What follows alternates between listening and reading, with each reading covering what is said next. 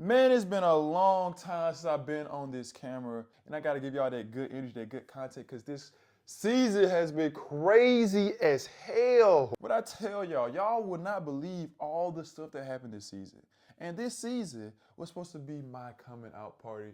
I broke through, I took the deal in Portugal to get to this point to play in Champions League qualifier and Europe Cup group phase competition.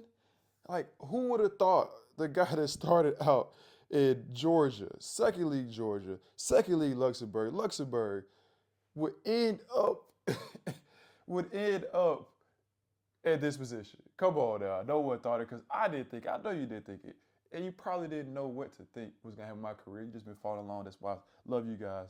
Appreciate the support. But let's get to the nitty gritty. I'm here in the UK playing for a team in Scotland. Caledonia Gladiators. This team has done a lot of restructuring and growth over the past years. They had brought in a new owner who's a billionaire, amazing man. He taught me about this thing right here I just got when I'm recording this the day after I got this. And this one, my 2 awards for getting MVP of the season from my players' votes and from the club votes. So I'm definitely appreciative of them. But yes, like I said, he took over the team, billionaire, crazy, right? Remarkable. The facilities I got here, amazing. Like the gym, the locker room, they got this whole fan zone experience. It's really top notch. And it was everything I could have imagined plus some. Damn. But what I did not foresee coming was all the turmoil that we had brewing. And when I say turmoil, I mean turmoil. I did not know at the time that things were changing in terms of power structure in the organization, and they were in a stage of trying something different, trying something new, a different philosophy tactically, and building their team. They changed a lot of players, kept a lot of players as well, but things were different. So we entered the season playing a completely different style of basketball than what they had played previously. And it showed. We got to the Champions League qualifier game, which is the biggest game of my career and some of my other teammates' career. Amazing experience. Go down to Turkey, Antalya, Turkey. Great place to do like a holiday, as the Europeans say, or vacation, as my Americans say. It was hot and nice, good to be out there. Great hotel, great food, great experience. It was top notch as well. Outcome for us was not. We got beat by 30 by this Romanian team, Ordea. Let me say something to you as a friend. You suck. Got smacked. We looked crazy out there. The tactics that were put out were not up to snuff. We had one offense, one defense. Man, it was not up to standard, and we got exposed like straight like that. And to make that worse, when we got into playing within the UK league, the SLB, it was not looking good because our style of play was not playing into the hand of the league. We started out our UK season in the trophy stage competition, and we lost all the games except for like 2 or 3, and one of those was just a formality. It didn't matter. The team had clinched. We were getting our ass kicked night in and night out, and we were playing a lot of games at the time too. We was playing the Europe Cup and the UK games, so we'll play like on a Wednesday, physical, hard game, and then we'll play 2 games Friday and Sunday on the weekend, and that was tough. But funny enough, we were doing better in the Europe Cup than we were in the UK league, and the levels are like this. Like we play in Luxembourg, Dijon, France, Trepka in our group, and then we come and play a team like Cheshire, who's just running the gun and playing pickup, and we're getting our heads cracked. It didn't make sense. It really did it. But if you were there, you know why those things were happening. But we get past the trophy stage, and we continue with the Europe Cup. We win 3 games. 2 of those games we actually did win. One other game was a forfeit. But we beat Luxembourg, which no one thought would happen. We weren't expected to win any games in that Europe Cup competition at all. But we go 3-3, so that's a win. But outside of that, it was nothing but chaos and L's being taken. We're getting belt to ass over and over.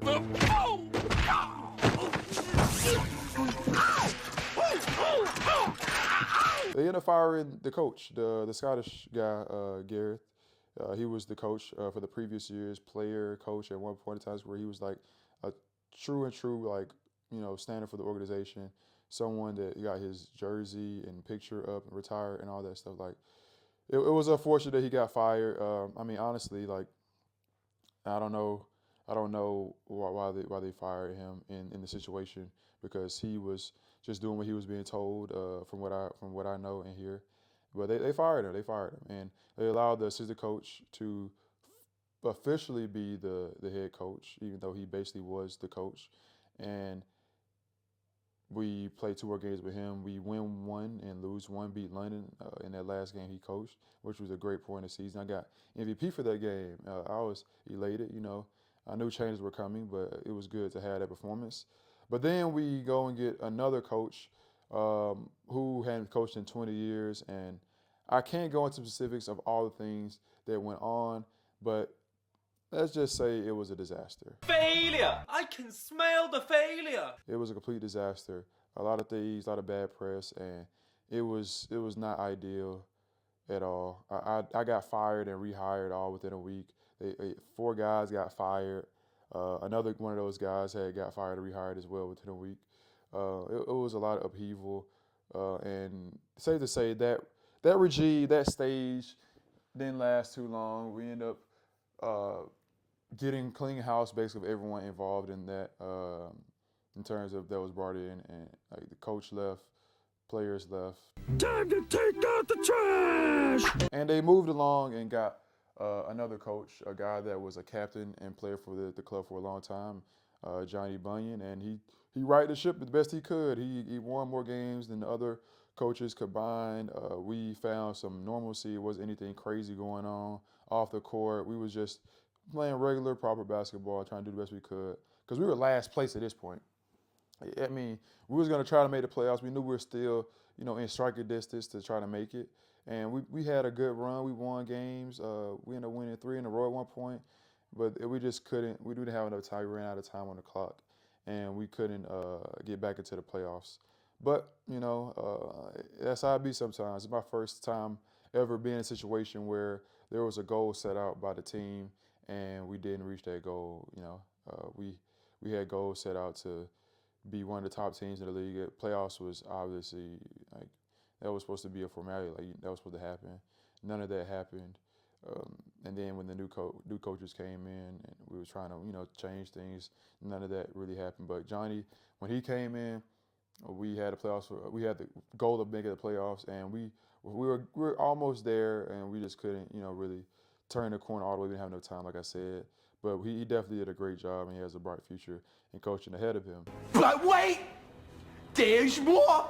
Hang on to your seat, baby! Cause this one's a screamer! Within all that happening, we had a lot of league turmoil going on as well. So there was an instance where one of the league owners accused the referee of being racist and biased against his team and for the London team. You can look that up. It was crazy. And the referees, they weren't having that, obviously. You can't call our guy racist. So they went on strike. We had a game to play, our farthest trip in the league down to Bristol. We go into that game hoping that the referees are going to show up. We go, stay in a hotel, do shoot around, eat breakfast, come back to the hotel, about to eat pregame, and they say, all right, guys, no game, we're going to head back. We drove like 7 hours just to eat breakfast, to do a little shoot around, and come all the way back. Yeah, crazy. And we still had to do that trip again to make it up, and we ended up losing that game along with another game we drove down there for that we had to play. That's probably the most I could talk about in terms of the craziness. You're going to have to just stick around and listen for little gems that I throw out here and there on the social medias, because I don't want to get sued. Steve, the Caledonia Gladiators organization, Lisa, Tony, all you guys, I appreciate everything. Appreciate the season that we did have and try to salvage, and how you guys treated me the whole time. But don't sue me. I'm not doing any types of defamation, slandering. Don't sue me. I appreciate y'all. I'm joking, but I'm not joking. Don't sue me.